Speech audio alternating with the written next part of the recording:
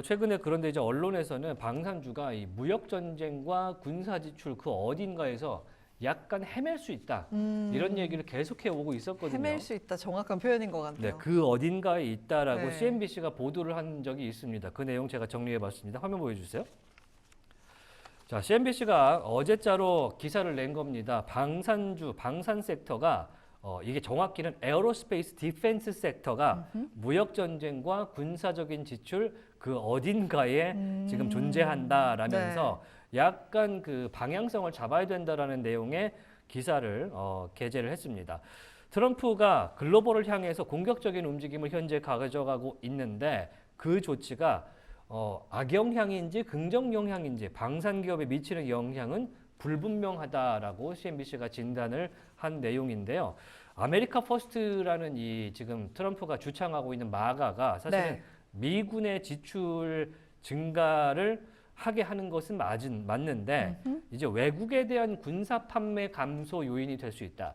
이 얘기는 뭐냐? 미군이 강해지려면 미군이 스스로 예산을 쓰는 부분은 늘어날 가능성이 있는데 이제 외국의 방위주들이 수출을 해서 매출을 땡기는 부분은 줄어들 수 있다.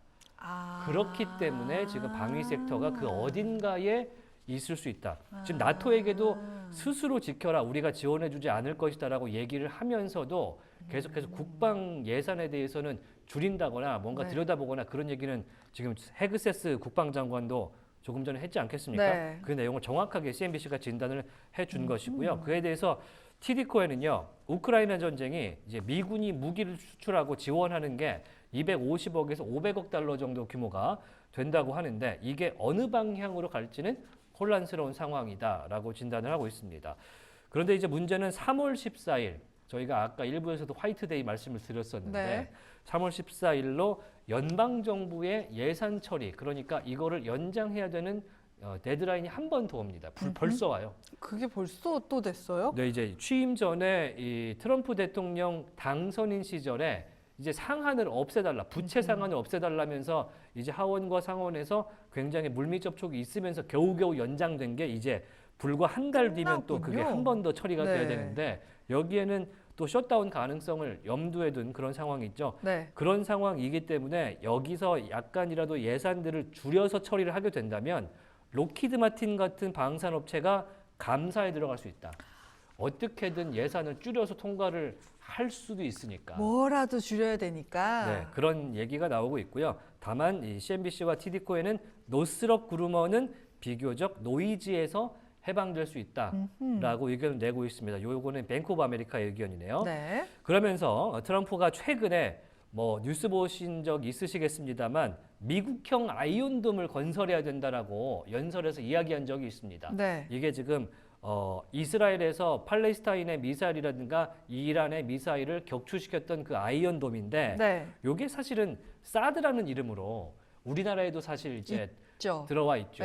상주 지역에 들어와 있는 걸로 아는데 미국에도 이미 깔려 있죠. 그런데 그게 이제 알래스카와 하와이 지역에 배치가 된 상태인데 이거를 확대해야 된다.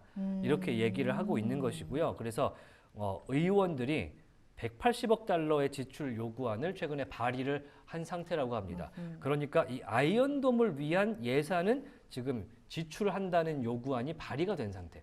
돈을 더 쓰는 거는 지금 아이언돔 관련해서는 나와 있다는 거예요. 그럼 이게 어디가 수혜주냐? 록히드 마틴과 RTX 보잉과 에어로바이런먼트가 계약에 수혜가 될 것이다라고 이야기가 나오고 있어서 체크해 보시면 좋겠고요. 에어로바이런먼트 같은 경우는 최근에 또 이야기가 또 많이 나오고 있죠. 보잉도 오늘 올라주고요. RTX, 록히드 마틴, 로켓과 이런 뭐랄까 플랫폼을 만드는 업체들이 여기 포함이 되어 있다는 거 체크해 보시면 되겠습니다. 그러니까 위에와 아래를 포함하면 노스럽 그루먼, 록히드 마틴, RTX, 보잉, 에어로바이런먼트가 계약의 수혜다 이야기가 되고 있는데 다만 이 무역 전쟁 이야기라면서 무기 수출은 이게 난관이 올 수 있다. 특히 무기만 수출하는 게 아니고 우리나라에 KF-16 들여오고 F-35 들여올 때 어떻게 합니까? 전투기만 딸랑 사오는 게 아니고 그쵸. 이게 장비를 정비하고 음흠. 그 다음에 부품을 사오고 정비 플랫폼을 한국군에 깔아줘야 되잖아요. 그쵸. 플랫폼을 수출하는 거란 말이에요. 그쵸. 근데 그거를 못하게 되면은 이 회사 전체 물류 체인에 악영향이 온다. 라고 하면서 이거 잘하는 회사가 어디냐? L3 해리스, 아하. 스피릿 에어로 시스템즈. 이 보잉과 지금 같이 비행기 네. 개발하고 있는 곳이고요. L3 해리스도 마찬가지죠. 음흠. L3 해리스와 스피릿 에어로는 악영향을 받을 수 있다라는 CNBC의 보도가 있었습니다.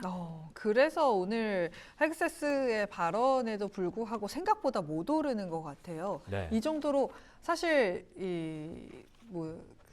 도지에서 뭐지 여기다가 돈을 이렇게 써? 약간 이런 느낌으로 표적이 됐었잖아요. 근데 아니야, 그런 거 아니야. 돈 쓸 수 있어. 우리는 국방비 지출 더 적지 않게 더 많이 할 수 있어라고 이야기를 했음에도 불구하고 지금 보잉 보합권이고요.